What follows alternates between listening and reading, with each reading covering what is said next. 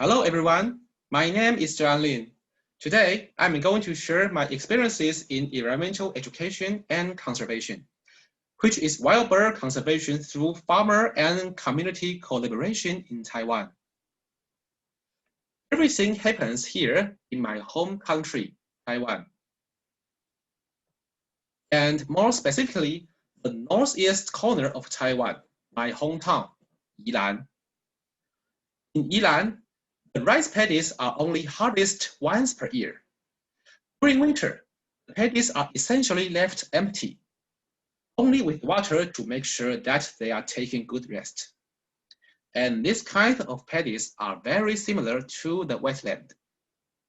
So rice paddy in Yilan are not only for good rice, but also provide great habitat for birds.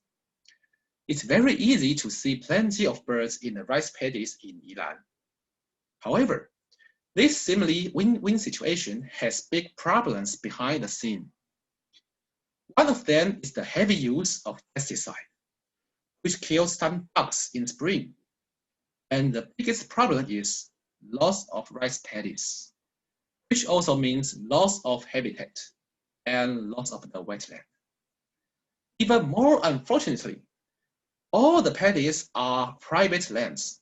So it is the landowner's right to build houses or do whatever they like. So the paddies and birds get fewer and fewer, leading to habitat fragmentation. Growing up with these beautiful paddies and lovely birds, this is indeed very sad for me. Fortunately, there are still some large and continuous habitats in Yilan, and I felt strongly I should do something to save them. Xinnan, a hotspot of bird, come to my mind. You can see the upper left corner of this photo. Very large and continuous paddies. And in fact, I started bird watching every week since 2009. And in 2011, I found a bird that eventually changed my life, watercock.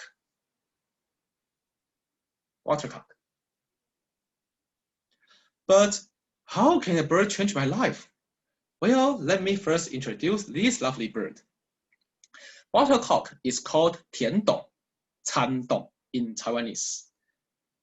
Tian means rice paddy, and dong is how the watercock sing. Dong, dong, dong. Very cute name.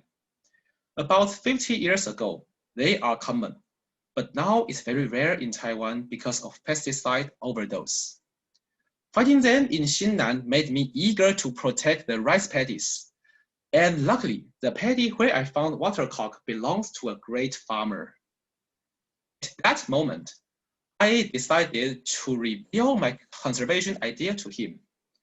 He liked my idea a lot and was willing to support me.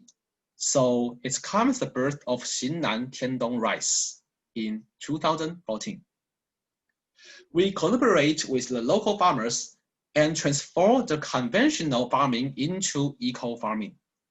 We promote our core value of farming without pesticide and chemical fertilizers, and invited more and more local farmers to join us. In 2014, we had 2 acres. Now we have 8 acres. This is our eco-farming paddies, showing that we are making progress every year. And after years of collaborating with the local farmers and learning how to farm, I also become a farmer myself. In addition to non-pesticide farming, we are also trying our best to provide a fantastic habitat for the birds. For example, after we harvest, we maintain 2 acres of the raccoon rice. These are good food for sparrows and munias. We also broaden the reach to grow plants for shy birds. Very shy birds live in Xinnan, and they don't like a wide open area. They need to hide in the grass, so we make the habitat for them. And this photo is a 4-year broadened ridge. We successfully turned the ridge to a tall and dense plant area. The plants provide the birds both a place to hide and a place to breed. Now we can find many nests in our ridge. More than birds, plants also protect insects, frogs, snakes, so it's really constructed a good ecosystem. Obviously, we care about more than shy birds. So from October to February, we control the water level for short-legged birds like sandpiper and plover. They are water birds, but their legs are very short and they cannot swim. So they need the mudland for living. That's why we control the water level, and it's really useful, especially for the Kentish plover and pumlin. We also put the rice bran back to the paddies. The original thinking is to use the rice bran as natural fertilizer. Then we found the birds really like it. So now we not only use rice bran for fertilizer, but also put it in the paddies when the migratory birds come. More natural food, more birds. Another thing we did in terms of habitat management is creating eco-ditches. Over the past 3 years, we experienced abnormally hot weather in Taiwan. Sometimes the paddies completely dry out. With the eco-ditch, we maintain water throughout the whole year. If there's no water in the paddies, the birds can come use the water in these ditches. Now, we have 8 acres of eco-friendly rice paddies. With habitat management in Xinnan, we have seen increase in both resident birds and also the migratory birds. So, obviously, our approach has successfully protected these birds. I've talked a lot about conservation. Now it's time for how I implemented environmental education to the general public. The key point is we have good story and good conservation, but we cannot live on story. The customers eat our rice, not our story. So actually, we put a great amount of efforts to make our rice delicious. Yummy food makes customers more interested in our story.